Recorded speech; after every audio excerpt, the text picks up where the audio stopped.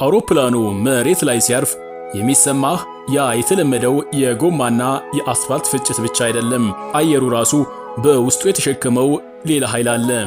ከቀዝቃዛው የብረትና የቴክኖሎጂ ሽታ ጋር ተቀላቅሎ የሚመጣው የአሜሪካ ቅዝቃዜ ቆዳህን ብቻ ሳይሆን ነፍስህንም ሰንጥቆ ይገባል።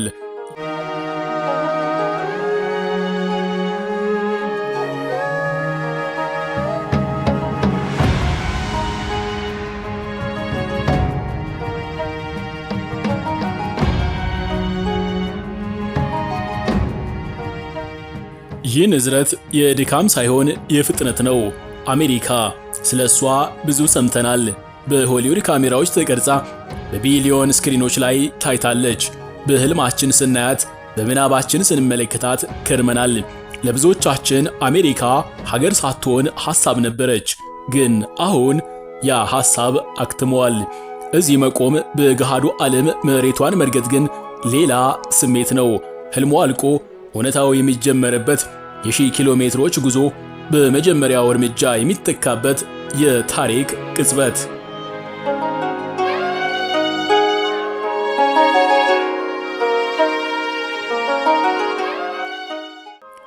ምድሯን ያረገጣችሁ ደግሞ እኔ የማየውን የምሰማውን እንዳያችሁ እንደሰማችሁ አድርጌ እነግራችኋለሁ።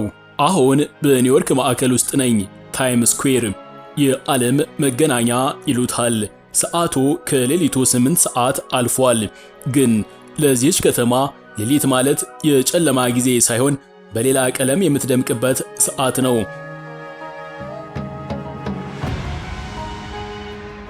ኒውዮርክ መተኛት የሚለውን ቃል አታውቀውም። እዚህ ጋር ጊዜ አይቆምም፣ አይለካምም፣ እንዲሁ ይፈሳል እንጂ። እያንዳንዱ ኒዮን መብራት፣ እያንዳንዱ የሳይረን ድምፅ፣ እያንዳንዱ የመኪና ጥሩምባ በጆሮ ውስጥ የሆነ ምስጢር ይነግሩሃል። ፍጠን ይሉሃል። ጊዜ የለህም ይሉሃል። እዚህ ጋር ዝግታ ማለት መሞት ነው።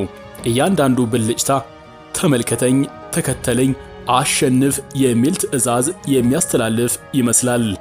በዚህ ግዙፍ የብርሃንና የብረት መሃል ቆመ ስታይ በውስጥህ የሚፈጠረው ስሜት ሁለት አይነት ነው።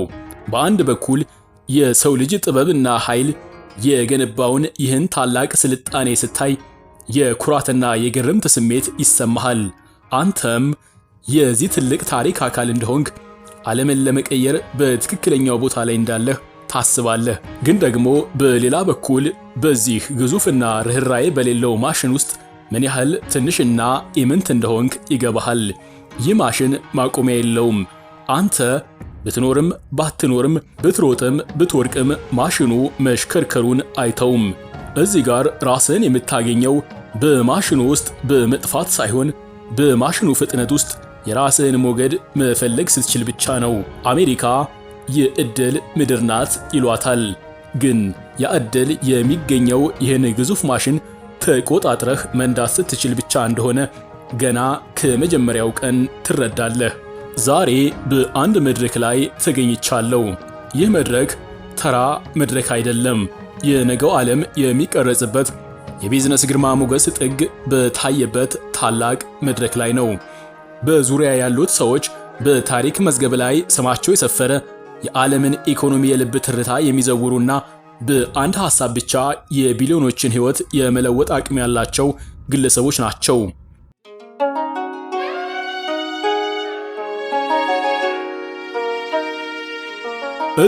በዚህ በቅንጦት በተሞላ አየር ውስጥ ኔትወርኪንግ ተራ ጨዋታ አይደለም። እሱ እዚህ ጋር ዋነኛ ሃይማኖት ነው። እያንዳንዱ የእጅ መጨባበጥ፣ እያንዳንዱ የአይን ንክኪ በውስጡ የቢሊዮን ዶላር ምስጢር ይዟል። ፈገግታዎቹ ጥልቅና ማራኪ ናቸው። ነገር ግን ከእነዚያ በነጭ ጥርስ ከታጀቡት ፈገግታዎች በስተጀርባ ያለው ስሌት እጅግ የጠነከረና የሰላ ነው። እዚህ ሰላምታ የሚለዋወጡት ሰዎች አይደሉም፣ ሐሳቦች፣ ስልጣንና ግቦች ናቸው። በዚህ ሰፊ አዳራሽ ውስጥ የሚሸተኝ ውድ ሽቶ ብቻ አይደለም፣ የስልጣን፣ የገንዘብና የከፍተኛ ምኞት ጠረንም ጭምር ነው። አየሩ በሐሳብ ኤሌክትሪክ የተሞላ ይመስላል። እያንዳንዱ ግለሰብ ቀጣዩ ትልቅ ነገር ለመሆን ወይንም ያንን ትልቅ ነገር ለመፍጠር ይሮጣል። እኔም እዚህ ቆሜ በእነዚህ ግዙፍ የቴክኖሎጂና የፋይናንስ ተራራዎች መካከል ሳስተውል አሜሪካ ለምን ሁሌም የዓለም ቀዳሚ እንደሆነች ግልጽ ሆነልኝ። እዚህ ሀገር ስኬት ዕድል ወይንም አጋጣሚ አይደለም። ስኬት እዚህ ጋር ኢንጂነሪንግ ነው። ልክ እንደ ሰማይ ጠቀስ ሕንፃዎቻቸው ስኬታቸውም በጥንቃቄ የታቀደ በሂሳብ ስሌት የተደገፈና በከባድ የግል ድካም የተገነባ መዋቅር ነው።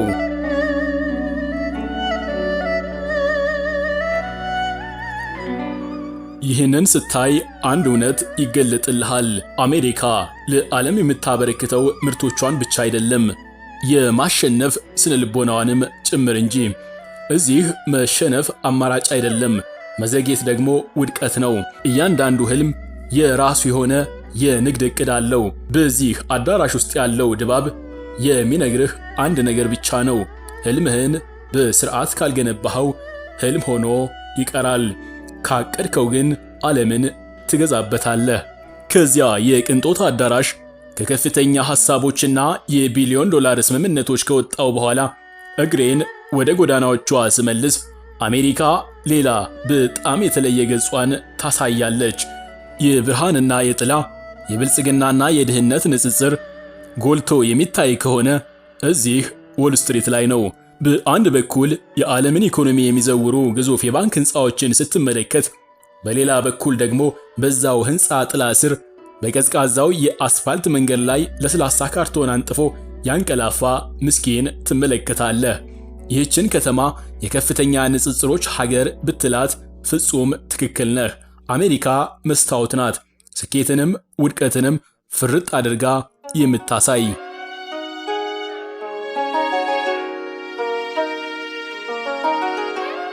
እዚህች ሀገር ዝም ብለህ ለመቆም ቦታ የለህም። የሥርዓቱ ፍልስፍና ግልጽ ነው። ወይ ትሮጣለህ ወይ ደግሞ ትረገጣለህ። ይህች ምድር ለደካሞች ቦታ የላትም። የምትሰጥህን ያህል መልሳ የምትቀማህ ናት። የሰማይ ጠቀስ ሕንፃዎች ብርሃን ብርዱን ሊያጠፋው አይችልምና እዚህ መኖር ማለት ሁሌም በንቃት መቆም ማለት ነው። ልክ በባቡር ሐዲድ ላይ እንደመቆም ነው። ባቡሩ መቼ እንደሚመጣ ባታውቅም ሁሌም ዝግጁ መሆን አለብህ። ካልሮጥክ፣ ካልተጠነቀቅ፣ ካልታገልክ ባቡሩ ይፈጭሃል፣ ስርዓቱ ያደቅሃል። አዲስ አበባ ቢሆንና ባቡሩ ቢመጣብህ እንኳን ሰው እዚህ ጋር የባቡር መስመር ነው ውጣ ይልሃል። እዚህ ግን ሰው ራሱን ለማዳን ብቻ ነው የሚሮጠው። ኑሮ እዚህ ሀገር የማያቋርጥ ትግል ነው።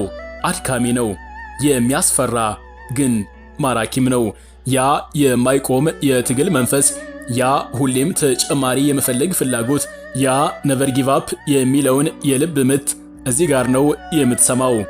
የአሜሪካን ህልም የሚገነባው የከፍተኛው ቢሊዮነር ብቻ አይደለም፣ የጎዳና ላይ ተዋጊው የማያቋርጠው ሯጭም ጭምር ነው።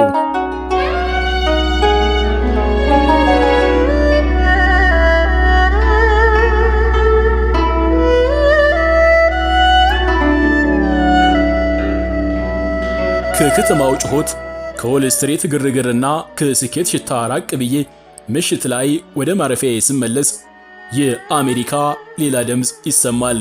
የጸጥታ ድምፅ። እዚህ በከተማው ዳርቻ የሚገኙት እነዚህ ቆንጆ ቤቶች፣ በጥንቃቄ የተከረከሙት አረንጓዴ ሜዳዎችና በረድፍ የቆሙት መብራቶች ከርቀት ሲታዩ የፍጹም ሰላም መገኛ ይመስላሉ። ነገር ግን ከእያንዳንዱ የቤቱ በር በስተጀርባ፣ ከእያንዳንዱ የሳሎን መጋረጃ ጀርባ ያለውን የብቸኝነት ዜማ ማን ያውቃል?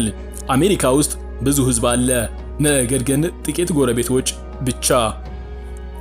እዚህ ቤት ማለት የግል ምሽግህ እንጂ የሰው መገናኛ አይደለም። እዚህ ኢትዮጵያ አይደለም። በሰንበት አትገናኝም፣ በጁምዓ አትገናኝም፣ ቡና እስከ አቦል በረካው አትጠጣም። እዚህ በቆየውባቸው ቀናት የተማርኩት ትልቅና መራራ እውነት፣ ነፃነት ዋጋ አለው። እዚህ የፈለግከውን መሆን ትችላለህ። ማንም አይከለክልህም፣ ማንም አይተችህም። ነገር ግን ያንን ነፃነት ለማግኘት ማንነትህን ብቻውን እንዲቆም ታደርገዋለህ። ያ በሀገራችን ያለን የጋራ ሕይወት፣ ያ በችግር ጊዜም ቢሆን ጎረቤትህን የምታገኝበት፣ በደስታህ ጊዜ ሰው የሚሞላበት እኛነት እዚህ የለም። እዚህ እኔ እንጂ እኛ የሚለው ቃል ክብደቱ አናሳ ነው። አሁን ጉዞዬን ሳጠቃልል አሜሪካን በጥልቀት እንዳየኋትና እንደተረዳኋት ይሰማኛል። ያየሁት ሰማይ ጠቀስ ሕንፃዎቹን፣ ፈጣን ባቡሮቹን ወይንም የዶላር ክምችቱን ብቻ አይደለም። ያየሁት የሰው ልጅ የመንፈስ ጥንካሬ፣ የማይበገረውን ትጋትና የጽናት ጥግ እንጂ። ይህች ሀገር ህልምህን የምታሳካባት ታላቅ ደሴት ናት። ግን ደግሞ ራስህን ካልጠበቅ ህልምህንም ማንነትህንም የምትቀብርባት ትልቅ ጉድጓድ ልትሆን ትችላለች። አሜሪካ ምርጫን ትሰጥሃለች። ምርጫው ግን የነጻነት ብቻ ሳይሆን ኃላፊነትም ጭምር ነው። እኔ ግን ከዚህ ጉዞ አንድ ትልቅ ነገር ይዤ እመለሳለሁ። ምንም የማይቻል ነገር የለም የሚለውን ያንን የማይታጠፍ የአሜሪካን መንፈስ። ነገር ግን ያንን ስኬት ስናሳድድ፣ ያንን መሰላል ስንወጣ ሰብአዊነታችንን፣ ከሰው ጋር ያለንን ትስስርና የነፍሳችንን ርኅራኄ መርሳት እንደሌለብን ተረድቻለሁ። አሜሪካ አስተምራኛለች። አሜሪካ አስገርማኛለች። የዚህች ምድር ምስጢር በሕንፃዎቿ ግዝፈት ውስጥ አይደለም፣ በውስጧ በሚፈሰው በየቀኑ በሚታደሰውና ፍጹም በማይቆመው የሰዎች ትጋት ውስጥ እንጂ። ስኬት መድረሻ ሳይሆን ጉዞ መሆኑን በዚህች ምድር ተምሬያለሁ። በሚቀጥለው ጉዞ በሌላ የዓለም ጫፍ በሌላ አዲስ ታሪክ እስክንገናኝ ቸር ያቆየን።